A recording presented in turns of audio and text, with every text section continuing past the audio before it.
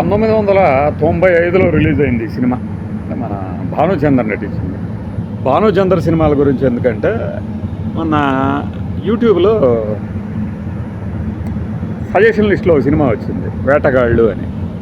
రామకృష్ణ హెగ్డే, ఇది తెలుగు సినిమానే. గిరిబాబు, రంగనాథు, వై విజయ, మన ఊర్వశి వీళ్ళందరూ ఉన్నారు. సో ఈ సినిమాను చూసినప్పుడు నేను అంతకుముందు రామకృష్ణ హెగ్డే గురించి చెప్పాలనుకున్నది అసలు మనోడి విజువల్ కానీ ఫోటో కానీ దొరకట్లేదు అనుకున్నా. దీంట్లో దొరికింది. అప్పట్లో అనుకుంటే రకరకాల సైగలు, సంజ్ఞలు, పిచ్చి కూతలు చేస్తూ రకరకాల కనపడేవాడు. రాఖీ అని, రాఖీలో అయితే మన జయప్రద తమ్ముడు అతని హీరో, వాళ్ళిద్దరు పోటీ పడేవాళ్ళు అనమాట. అలాంటి పిచ్చి కూతలు అంటే పిచ్చి కూతలు కాదు పాపం, కరాటే స్ట్రోక్స్ అనమాట. అది చూసినప్పుడు మనకి గిరిబాబు వరుసగా సినిమాలు తీశాడు భానుచందర్తో. అప్పుడు రణరంగం అని కానీ, యముడు అని కానీ, సొంత బ్యానర్ మీద. అట్లా ఒక సినిమా చూసిన తర్వాత ఒకదాని తర్వాత ఒకటి భానుచందర్కి మనకి సజెషన్ వస్తూనే ఉంది. వాటిలో దేశద్రోహులు ఒకటి ఏంటంటే 95లో వచ్చిన ఒక స్పై సినిమా. ఈ స్పై సినిమా చాలా బాగుంటుంది. అప్పట్లోనే దీన్ని ఆయన ఏం చేశాడంటే దీనికి మ్యూజిక్, డైరెక్షన్, ప్రొడక్షన్ కూడా అనమాట. చూడండి, భానుచందర్లోని బహుకళాకోవిదుడు బయటకు వచ్చాడు అప్పట్లో 95లో. అప్పుడు కథాబలం ఉన్న సినిమాలు బాగా ఆడినాయి 95లో. ఈ శ్వేతా మీనన్ అని తర్వాత మలయాళంలో రతి నిర్వేదంలో నటించి ఒక రికార్డు క్రియేట్ చేసింది ఆయన, బోల్డ్గా నటించింది అని ఆ తర్వాత రోజుల్లో. అలానే బొబ్బిలిదొరలో కృష్ణ గారితో ఒక పీటర్ హేన్ పాడిన చమక్కు చమక్కు చర చంచరగూడా హే అని ఆ గొంతు చూస్తేనే విరక్తి పుట్టింది. నేను కృష్ణ గారి థియేటర్లో చూడలేనివి ఫస్ట్ రిలీజ్లో చూడని సినిమాల్లో బొబ్బిలిదొర కూడా ఒకటి. అందులో ఈ పాట మన వాడు మామూలు వాళ్ళు కాదుగా, అసలు ప్రభుదేవాకి పాడిన వాళ్ళతోనే పాడించుకున్నారు అనిపించింది అప్పుడే. అందులో ఆ నలుగురిలో ఏమో ఒకటి శ్వేతా మీనన్ చాలా బాగుంటుంది, మంచి నటి. ఇప్పుడు ఏదో డైరెక్షన్ కూడా చేస్తున్నట్టుంది ఆమె. ఇందులో హీరోయిన్ ప్రియారామన్ అప్పుడు. విజయ, ఆ తర్వాత శ్రీవారి ప్రియురాలు, ఇట్లాంటి సినిమాలతో తెలుగు వాళ్ళకి బాగా, పైగా మన శుభ సంకల్పంలో కూడా ఒక హీరోయిన్ కదా.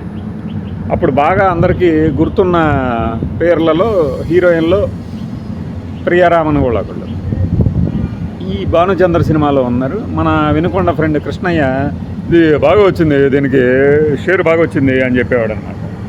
ఎంతంటే ఆ సినిమా మ్యాక్సిమం 30,000కి కొన్నారు ప్రింట్ని, 65,000 దాకా కలెక్ట్ చేసింది అనమాట.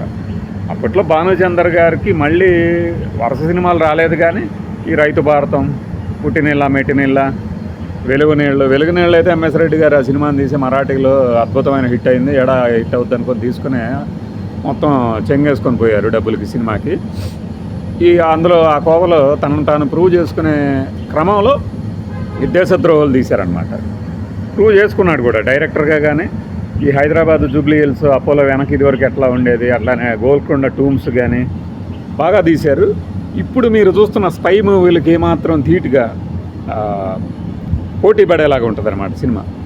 అందులో హీరోయిన్ క్యారెక్టర్ మీకు చివరి నిమిషం వరకు కూడా అన్ఎక్స్పెక్టెడ్. ఇప్పుడు వీళ్ళు తీస్తారు కదా స్పై సినిమాలు, ఫలానా వాళ్ళు విలన్ అవుతారు, ఫలానా వాళ్ళు ఇది అని ఆ సస్పెన్స్ని భలే గ్రిప్గా మెయింటైన్ చేశారు. అప్పట్లో రేడియోలో కూడా ఇది వచ్చేది, మనకి ఆడియో రూపంలో వినేవాళ్ళం అనమాట. మ్యూజిక్ కూడా ఒక డిఫరెంట్ మ్యూజిక్ ఇవ్వగలిగారు ఈ దేశద్రోహులకి. దీని తర్వాత కూడా ఇంకేదో సొంత సినిమా మొదలుపెట్టాడు ఆయన, నాకు సరిగ్గా గుర్తు రావట్లేదు. గూగుల్లో ఎతికినా కూడా కనపడలేదు, అంత శ్రద్ధ పెట్టలేదు నేను. చాలా బాగుంటుంది ఈ దేశద్రోహులు. అంటే మళ్ళీ ఇప్పటి ఫాస్ట్నెస్ కొద్దిగా మిస్ అవుద్ది, కానీ మీరు ఈ మధ్యకాలంలో వచ్చినటువంటి కొన్ని స్పై సినిమాలు చూడండి, వాటికి ఏమాత్రం తీసుకోదు. అలా భానుచంద్ర గారి గురించి ఇంకొకసారి అంటే యూట్యూబ్లో కూడా మన వాళ్ళు చాలామంది కామెంట్లు పెడతా ఉంటారు ఆయన సినిమాలకి. ఇప్పుడు అరే భానుచంద్రని తక్కువ అంచనా వేసాం, చాలా ఉన్నాయనలో అంటే అంతే. మరి మనకు తెలియని దాన్ని లేదనకూడదు, తెలియదు అనాలి అంతే. భానుచంద్ర గారి తండ్రి మాస్టర్ వేణు గారు మన మ్యూజిక్ డైరెక్టరు, భానుచంద్ర గారి తల్లిగారేమో స్వయంగా జాండీస్కి ఆమె ట్రీట్మెంట్ ఇవ్వటము, సత్యనారాయణ గారికి కానీ తర్వాత ఎన్టీఆర్ గారికి కానీ చాలామంది వాళ్ళ ఇంటికి వచ్చిపోతూ ఉండేవాళ్ళట. భానుచంద్ర గారు ఈ మధ్య ఇంటర్వ్యూలో చెప్పారు, ఆయనకి 70 దాటినా కూడా మరీ యంగ్ అని కాదు, కానీ 70 ఏళ్ళోళ్ళు ఎలా ఉంటారో అట్లా మాత్రం లేడనమాట. కానిస్టేబుల్స్ ఇక్కడ నిలబడండి అలా ఉంటుంది ఆయన డైలాగ్ డెలివరీ. చాలా ఫ్యాసినేటింగ్ నోస్టాలజిక్ మూమెంట్లు అనమాట. మనం ఇప్పుడు మంచి మనసుల్లో ఆ జాబిల్లి కోసం వేచాను నేను అనే పాట కానీ, ఆ తర్వాత నిరీక్షణలో పాటలు కానీ, అదంతా ఒక తరం అనమాట. అన్ని రకాల క్యారెక్టర్లు చేసినటువంటి హీరోలు, స్టార్ హీరోలు బాగా అవ్వకపోయినా కూడా ఒకప్పుడు క్రేజీ హీరోలుగా యూత్లో సుమన్ భానుచంద్ర గురించి బాగా చెప్పుకునేవాళ్ళు. అలా మనం భానుచంద్ర గారి గురించి ఒకసారి మాట్లాడుకోవటం వీలు కుదిరింది. బై.